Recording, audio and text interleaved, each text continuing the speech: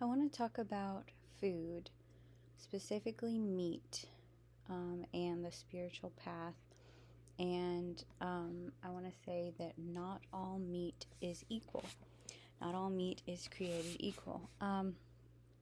If you're not a farmer, you probably don't know much about this unless you've really looked into it. But most people just consider all meat is, pigs and chickens raised in these big industrial houses indoors. They never see the light of day. They never see a blade of grass. They live this terrible life in confinement, and so we shouldn't support that system. And same with beef. It's like feedlot beef. They just stand around. They're pumped full of hormones and antibiotics and things like that. But the fact of the matter is, not all meat is raised that way. Of course, like 90% of meat is raised that way. If you go to the grocery store, that's the kind of meat that you're getting. If you are going and eating fast food, that's the kind of meat you're getting. If you go directly to the farmer, who's not selling at the grocery store, they're probably selling at farmers markets or small little like corner stores locally and things like that, or online. They have boxes that they can ship to you. This is where you want to shop for your meat if you're on a spiritual path and you're worried about the karma attached with meat. So a lot of people, they go down the spiritual path and they become vegans and vegetarians. And they think this is like high vibe food because they say there's so much killing and so much like karma attached with meat. But meat is more bioavailable for us as humans. It's hard on our bodies to break down vegetables, fruits, and things like that. But meat is, we can eat less meat and get more nutrients out of the meat. Our bodies are made to be able to digest the meat better than the plants. Whereas a cow's body is designed to eat grass and convert that into energy. So what are the things you want to look for if you're on your spiritual path and you're worried about eating meat? You want grass-fed beef, pasture raised, organic is always good. Local, get it local. You want to have a relationship with your farmer. Regenerative agriculture. Look into regenerative agriculture. Make sure the animals are always outside, moved frequently to fresh grass. They're not just standing in one spot. Not just cage free, and there's so many laws and regulations and ways that people can get around this. That's why I would say don't shop at the grocery store, because you don't know the farmer. You can't know the farmer. It's pretty impossible. So yeah, just form a relationship with your farmer. Go to the farm if you can and see how the animals are raised, and you'll see that the karma attached to these animals is very, very good. And then the last quick little thing I wanted to talk about is, animals eat and kill each other. And we are animals.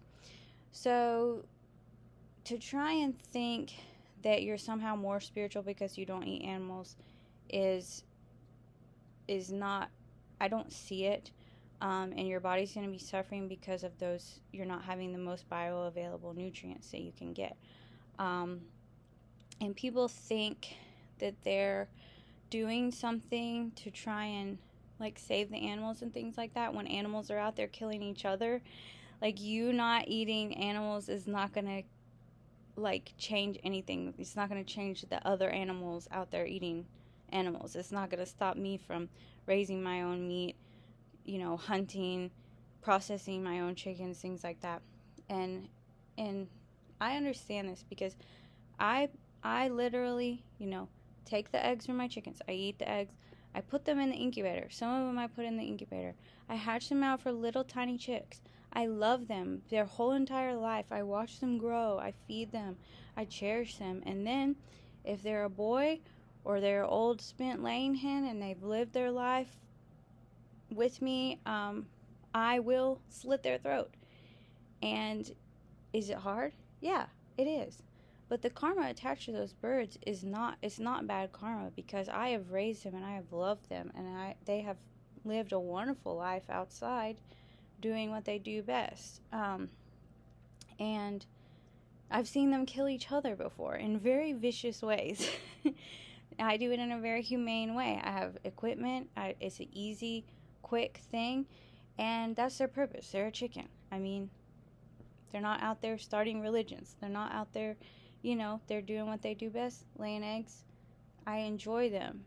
I love just watching them. So yeah, I don't feel bad about it. It's not bad karma.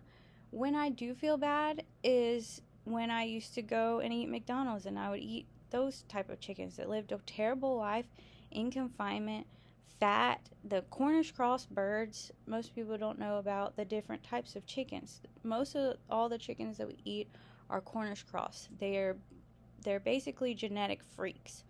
They can grow upwards to 10 to 20 pounds in like 6 to 8 weeks. Very, very short amount of time that these birds pack on the pounds, because of the profit margins. And it's due to their genetic breeding over 35 plus years that we've had this type of chicken. And so that's why I don't raise those type of birds for meat. I raise a slower growing breed, and I'm trying to develop my own meat breed that can live on pasture and be very productive and reproduce itself, because the chickens that we normally eat, they're actually mostly are artificially inseminated, because they're so fat the adults can't breed. Like the boys can't get up on top of the girls to breed them. So it's a downward spiral with chickens.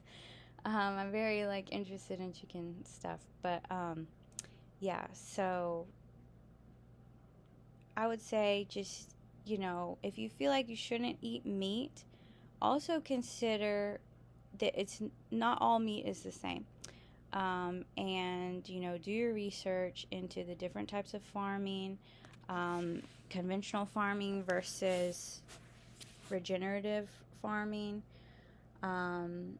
And stay small, local, know your farmer, develop a relationship with them. That's the best way to make sure that the karma attached to your food is good.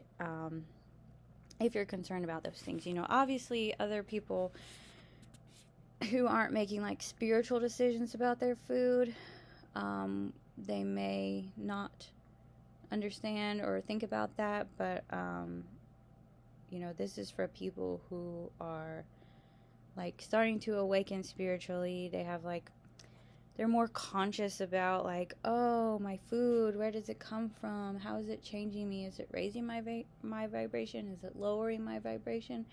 Am I racking up negative karma because I'm eating meat?